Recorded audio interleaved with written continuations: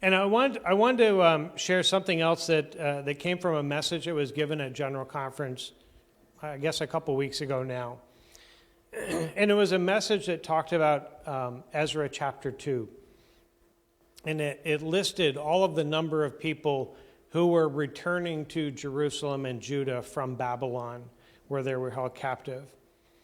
And in Ezra chapter 3, they talk about the first thing that they did is they rebuilt the altar because it had been destroyed.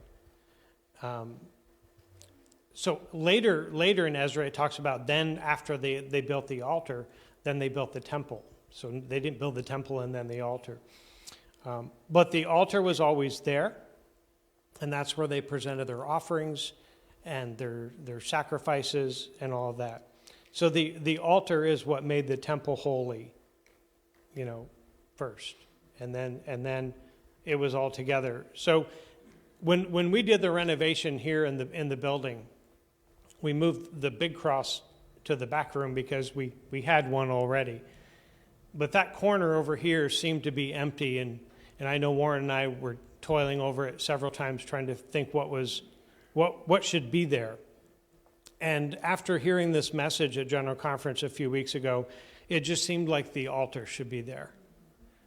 So that's what we did, and with communion coming up, another conversation I had is made me think that we should go back to not that little piece of cracker that's really hard to crack in half, and amen, right? Yeah. So we have cut bread, and June helped me a little bit with getting things ready, and she used to hand fill all the little cups. And God bless you, but we're not using hand filled cups.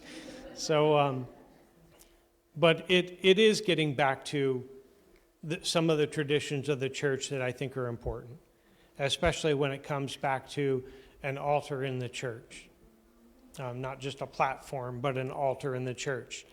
And that's where the tithes and the offerings were left, is at the altar.